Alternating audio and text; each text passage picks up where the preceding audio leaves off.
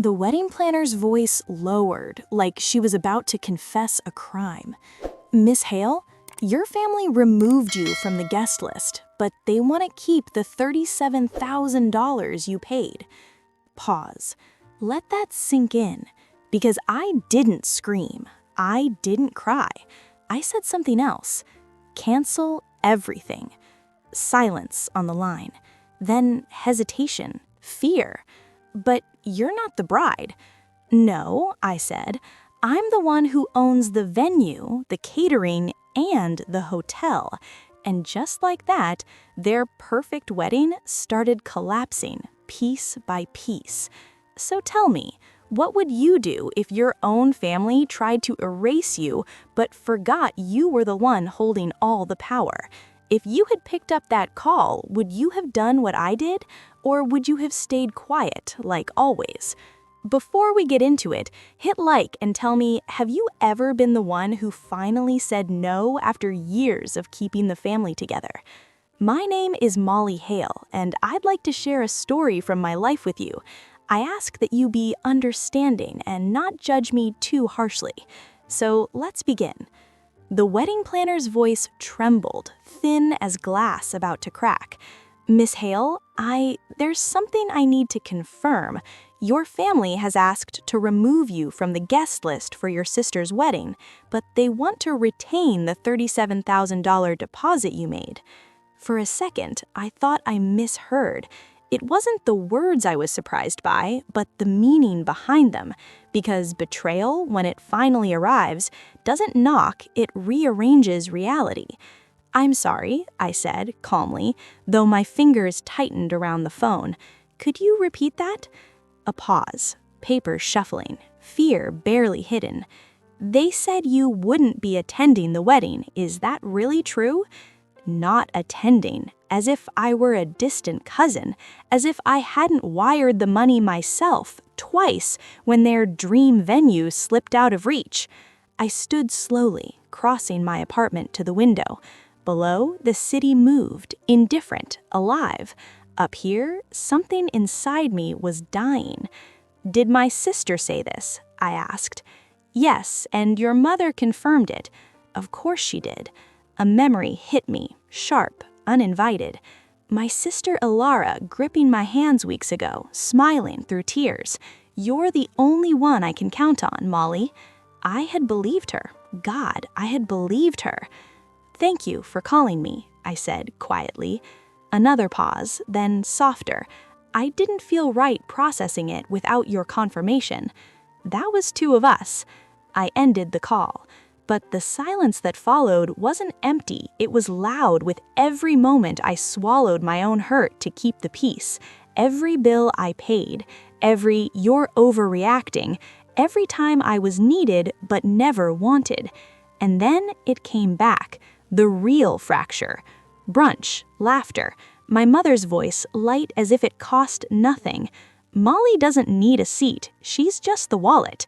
I closed my eyes. Something inside me was changing. Something new was taking shape. It was bursting out. Cold. I walked to my desk, opened my laptop. Contracts, signatures, ownership. My name was everywhere. Not as a guest, as the foundation. My fingers hovered over the keyboard. 5 words formed steady as a heartbeat. Event canceled. Full authority confirmed. Tell me, what would you do if the only place you were ever valued was on the receipt?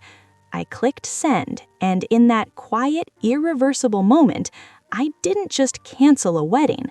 I ended a version of myself that had tolerated being erased.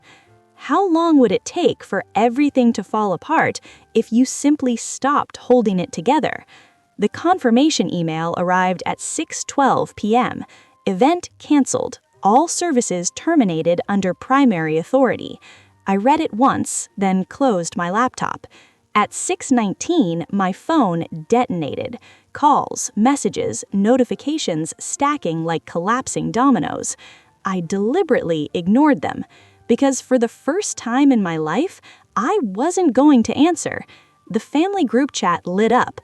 Ilara, what do you mean the venue is gone? Caleb, There's no booking under our name. Someone explain. Mom, Molly, call me, now. I watched the messages appear, one after another, my reflection faint on the dark screen. Not a word from me. Silence. Sharp. Deliberate. At 6:47, another message. Guests are arriving tomorrow. Where are they supposed to stay? I exhaled slowly. The hotel bookings? Canceled. Every room. Every shuttle. Every carefully planned illusion? Gone. My phone rang again. Alara. I let it ring. Then again. And again. By the fourth call, a voicemail came through, her voice cracking between fury and fear. Molly, this isn't funny. Fix it right now. Fix it. The words hit harder than the betrayal because they said everything. Not, why did you do this? Not, are you okay? Just, clean up the mess you made. Another vibration. Caleb, my sister's fiancé, we love you. Please don't ruin this.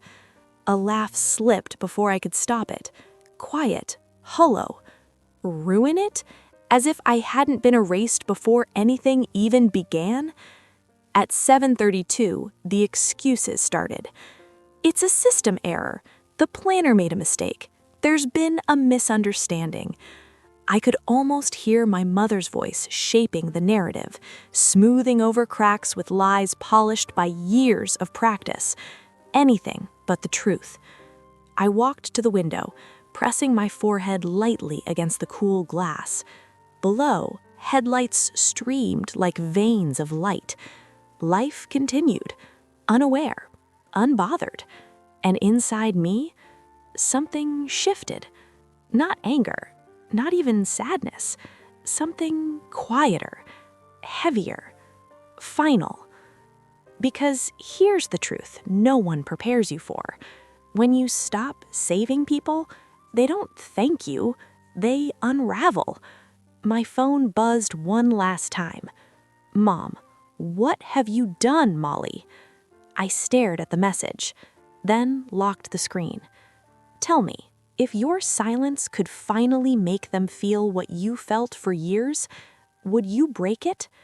I didn't, and somewhere in the chaos I refused to fix, they were finally learning the cost of losing me. What would you do if the person who erased you suddenly needed you again? Would you forgive them? Or would you finally let them feel what it's like to stand outside? The knock came at 9:42 a.m. Not polite, not patient, desperate. I stood in the kitchen, coffee untouched, listening as it came again, louder this time, sharper, like urgency could undo what had already been done. For a moment, I didn't move, because something unfamiliar held me in place. Power. Molly, I know you're in there. Alara. Her voice cracked through the door, stripped of the softness she used when she needed something. I walked slowly across the apartment, each step deliberate, my heartbeat steady in a way that felt new. When I opened the door, she looked nothing like the glowing bride from 3 weeks ago. Her hair was unbrushed, mascara smudged, lips trembling, not from sadness, but fury. You canceled my wedding. No greeting, no hesitation, just accusation. I leaned against the frame, meeting her eyes. No, I said quietly. I canceled what I paid for. Her expression flickered, just for a second, then hardened. That's the same thing, Molly. Do you have any idea what you've done? People flew in. Caleb's parents are furious. Mom hasn't slept. And I wasn't invited, I cut in. Silence. Not long, but long enough. You weren't supposed to hear that, she muttered. There it was. Not an apology. A mistake, only because I found out. A memory surged, her laughter at Bunch, light and careless.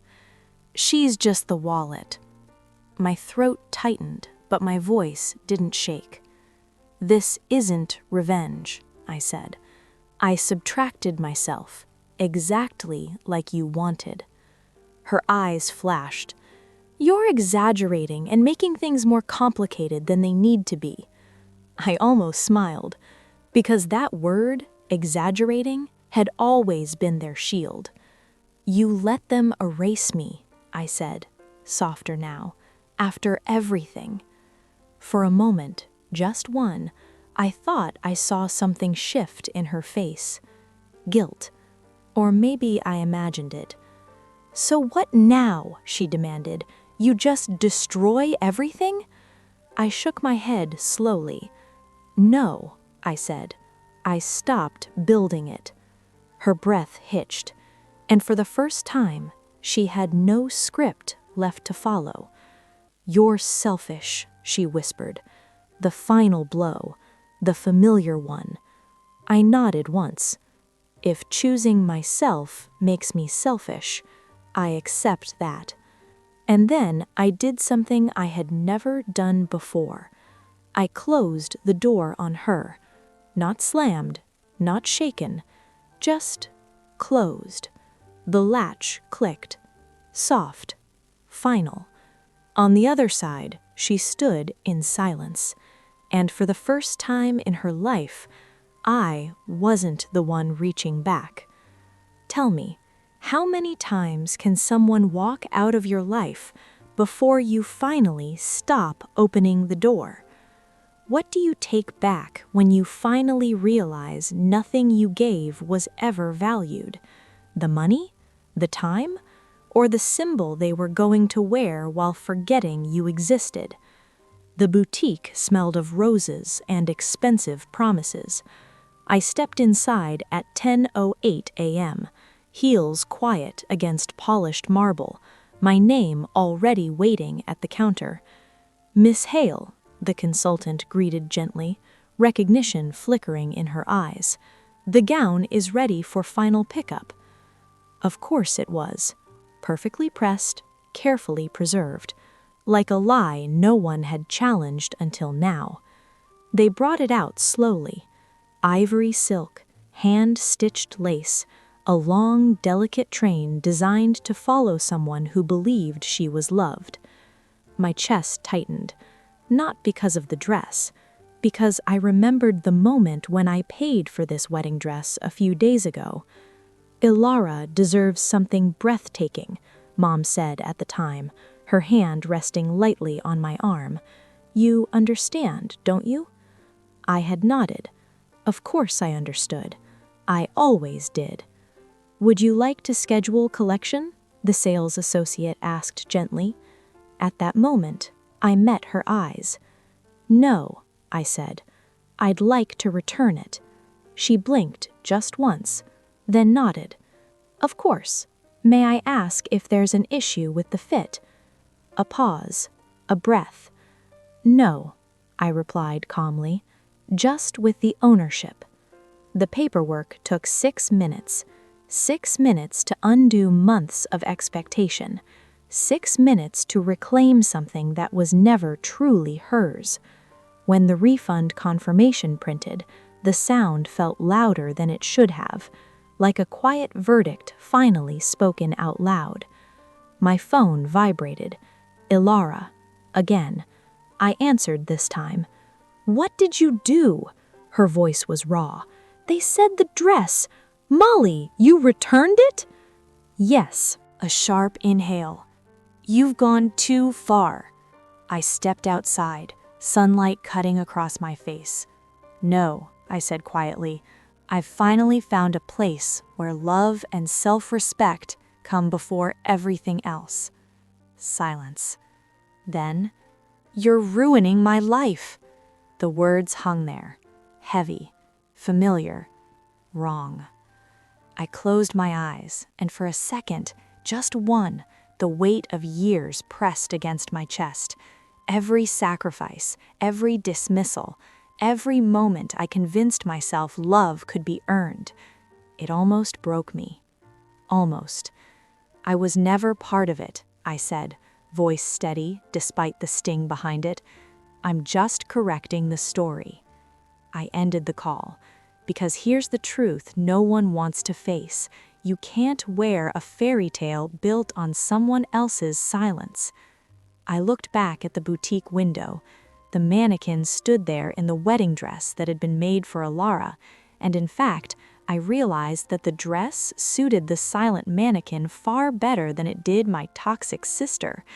Tell me, when you finally take back everything they took for granted, does it feel like loss, or does it feel like freedom? What if the life you lost was never yours to begin with? At 7:03 p.m., the ballroom doors opened. The same hall that was supposed to host my sister's wedding now breathed differently, warmer, alive, honest. No forced smiles, no whispered judgments, only people who came because they wanted me. "Wow, Molly," my colleague Daniel said, stepping inside. "You did all this overnight?" I smiled faintly. "No, I built it over years. I just changed the guest list." They filled the room, friends, coworkers, the ones who stayed when I had nothing to give but myself. Laughter rose, glasses clinked. No expectations, no debts, just presence. At 8:11 p.m., someone called my name. "Speech!" I hated speeches, but this time I stepped forward. I used to think being needed meant being loved, but love doesn't erase you, it sees you. You are my friends and loyal colleagues. You are the people who are always by my side and ready to lend a helping hand at any moment. That means the world to me, and I can honestly say that you are my true family. Silence. Then applause, real, unfiltered. The doors opened suddenly. My mother, Ilara. They froze at the entrance, like strangers at the edge of a life they didn't recognize. "Molly, we need to talk," Mom said, strained. I met her gaze. "In the first time, I don't," I replied calmly. A staff member stepped between us. "Private event," he said, and just like that, they were outside. I turned back to the room, to the people who are dear to me, to my true life. Later, alone for a moment, I whispered the truth I had avoided for years. They didn't lose a wedding, they lost me. So tell me, if you had to choose between being included or being valued, which would you finally choose? Because that night, I chose myself, and that, it was very timely and important to me. Friends, what do you think of this story? Write your opinion in the comments. Would you like more stories? Don't forget to subscribe and hit the bell button so you don't miss any videos. See you tomorrow.